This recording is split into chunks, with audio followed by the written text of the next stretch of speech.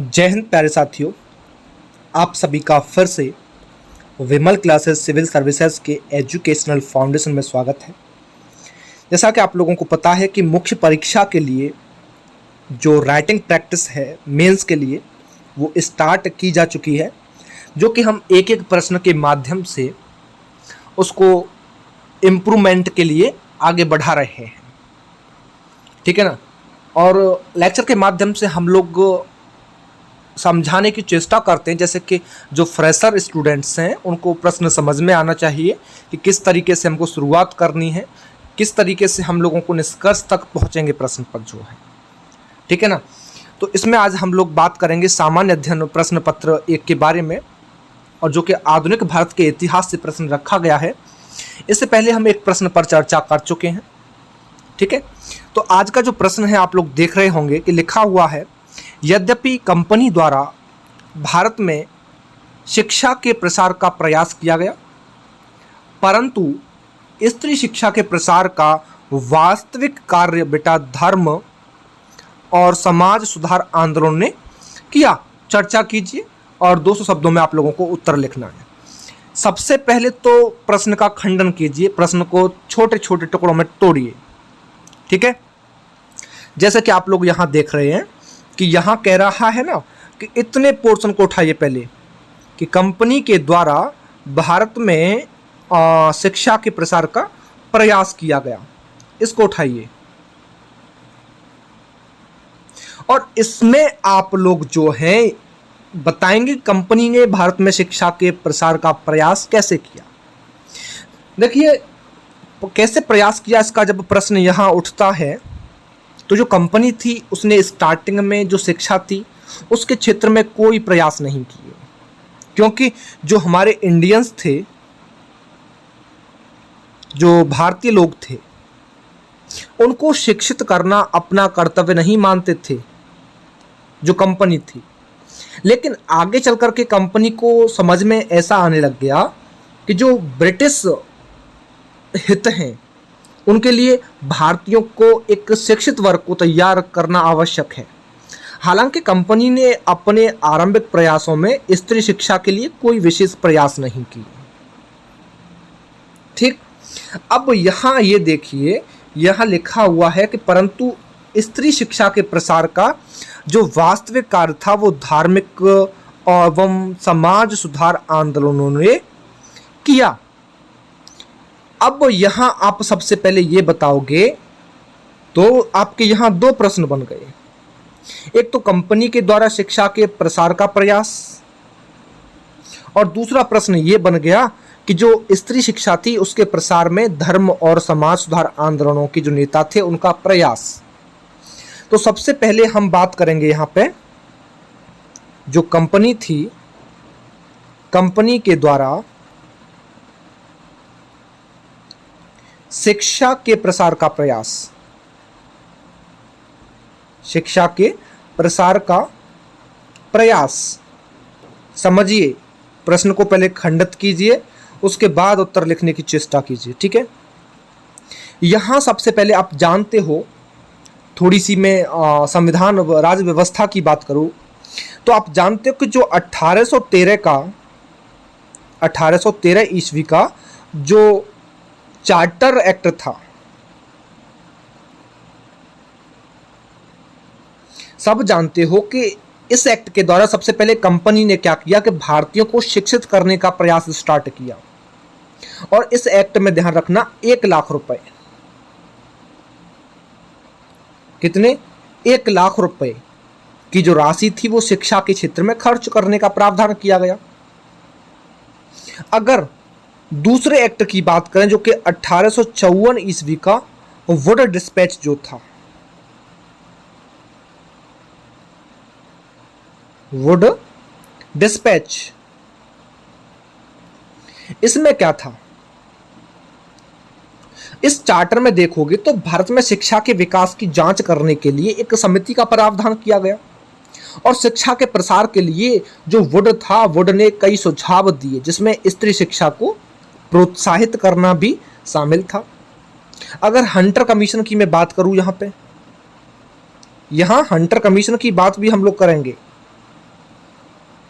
Hunter commission. जो Hunter commission था, इसका कार्य क्या था कि 1854 के बाद देखा जाए थोड़ा सा, तो शिक्षा के क्षेत्र में काफ़ी प्रगति की गई, और प्रगति का जो मूल्यांकन था वो करना क्या कार्य था, हंटर कमीशन का कार्य था। क्योंकि कमीशन ने जो है, हंटर कमीशन ने महिला शिक्षा को भी बढ़ावा देने का सुझाव दिया। और भी काफ़ी हुई, जैसे कि रेले कमीशन था, आप और भी इसमें जोड़ सकते हो, रेले कमीशन को जोड़ सकते हो। रेले कमीशन कौन सा, 1909 में जो हुआ था। या भारतीय विश्वविद्यालय अधिनियम 1904 की बात आप इसमें कर सकते हो, या सैडलर आयोग की बात कर सकते हो, या हार्टोग समिति 1929 की जो थी उसकी बात कर सकते हो, या सॉर्जेंट योजना थी, आप उसकी बात भी इसमें कर सकते हो। किसमें, जिसमें कि मैंने आपको बताया कि कंपनी के द्वारा शिक्षा के प्रसार का प्रयास जो किया गया। कम से कम आप इसमें जो है 60 से 70 वर्ड आप इसमें लिखेंगे, यहां तक कि 80-90 शब्द भी आप इसमें कर सकते हैं। बाकी का जब आप इसके बारे में जब बताएंगे थोड़ा शिक्षा के बारे में, तो 30 वर्ड आप वहां पे भी दे सकते हैं शुरुआती दौर में, जो मैंने बताया था अभी आप लोगों को। इसके बाद दूसरा प्रश्न हमारा यह बन जाता है कि जो स्त्री शिक्षा थी, यहां से इतना प्रश्न उठा लीजिए अब इसको। स्त्री शिक्षा के प्रसार का वास्तविक कार्य धर्म और समाज सुधार आंदोलन ने किया, या जो धर्म सुधार आंदोलन के जो नेता थे उनका प्रयास क्या रहा। तो आप सब लोग जानते हो कि जो 1850 का दौर था, 1850 ईस्वी से पहले देखोगे तो भारतीय जो थे वो रूढ़िवादी थे। कैसे थे, रूढ़िवादी थे। और स्त्री शिक्षा के कट्टर विरोधी भी थे। हालांकि अंग्रेजों ने प्रारंभिक काल में देखोगे तो भारतीयों का प्रतिरोध झेलना उचित नहीं समझा। जब उचित नहीं समझा तो सरकार के लिए स्त्री शिक्षा की कोई विशेष उपयोगिता भी नहीं थी। और स्त्री शिक्षा के प्रसार का जो वास्तविक कार्य था बेटा, वो 19वीं और 20वीं शताब्दी, 19वीं और 20वीं शताब्दी के धर्म और जो समाज सुधार आंदोलन थे उनके नेताओं ने किया। और इस दिशा में सबसे पहला प्रयास जो था वो किसने किया बेटा, वो किया ब्रह्म समाज ने। किसने किया, ब्रह्म समाज ने किया। और स्त्रियों को शिक्षित करने में देखोगे तो जो राजा राम मोहन राय थे, राजा राम मोहन राय और देवेंद्र ठाकुर, देवेंद्रनाथ ठाकुर, ये दो व्यक्ति थे, दोनों ने समाज सुधारक थे। इन दोनों ने प्रयास किया और इनका जो प्रयास था वो काफी सराहनीय था। इसके बाद एक ईश्वर चंद्र विद्यासागर थे, समाज सुधारक, ईश्वर चंद्र विद्यासागर। जो ईश्वर चंद्र विद्यासागर थे उन्होंने 25 बालिका विद्यालयों को की स्थापना की। कितने, 25 बालिका विश्वविद्यालय, बालिका विद्यालयों की स्थापना की। किसने, ईश्वर चंद्र विद्यासागर ने। और इन्होंने, ईश्वर चंद्र विद्यासागर ने ही 1848 ईस्वी में, कब, 1848 ईस्वी में छात्र, या सॉरी उसमें 1848 नहीं, 1849 में, 1849 ईस्वी में छात्र, या हम कह सकते हैं 49 में जो है इन्होंने कलकत्ता में बेथुन स्कूल की स्थापना की थी।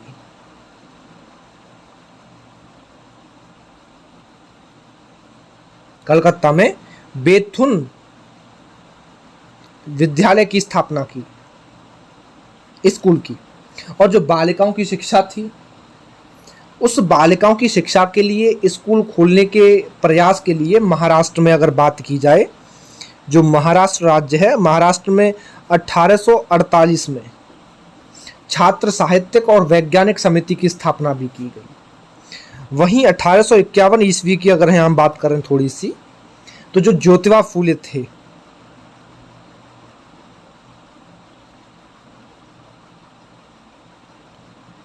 ज्योतिबा फूले, उनके काफ़ी प्रयास रहे और उनके प्रयास से पुणे में एक बालिका विद्यालय खोला गया। धीरे धीरे इस समाज सुधार आंदोलन में देखोगे तो आगे चल कर के समय जब व्यतीत हुआ तो रामकृष्ण मिशन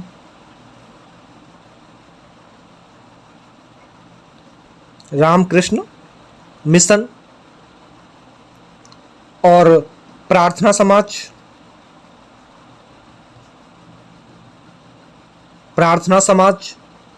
ऐसी काफ़ी संस्थाएं थी, उन्होंने भी स्त्री शिक्षा के क्षेत्र में सराहनीय कार्य किए। वहीं अगर 1850 ईस्वी की बात की जाए तो 1850 ईस्वी के बाद में जो अंग्रेजी शिक्षा थी उसके प्रसार ने क्या किया, भारतीयों में स्त्री शिक्षा को लेकर के रूढ़िवादी सोच में परिवर्तन ला दिया और भारतीयों के प्रयास से जो स्त्री शिक्षा थी उसकी प्रगति ने भी ब्रिटिश सरकार का भी ध्यान आकृष्ट किया।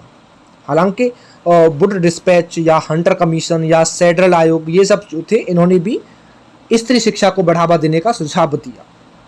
ठीक है, तो इस तरीके से आप लोग जो है इस उत्तर में अपना जो है लगभग 100 से 120 शब्द आप इसमें आराम से लिख सकते हैं और अंत में आप निष्कर्ष निकाल दीजिएगा। निष्कर्ष में आप बता सकते हो कि जो कंपनी थी या जो समाज सुधार आंदोलन था हमारा, इन दोनों में क्या एक अंतर रहा शिक्षा के प्रयास को लेकर के, स्त्री की शिक्षाओं के प्रयास को लेकर के।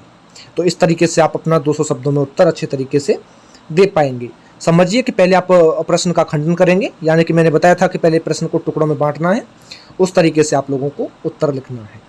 ठीक है, और उम्मीद करता हूं कि आप लोगों को समझ में आ गया होगा। अपना उत्तर लिखने के बाद में आप लोग इस नंबर पे आप अपना चेक कराने के लिए PDF फॉर्मेट में नाम डाल करके भेज सकते हैं। ठीक है, चलिए।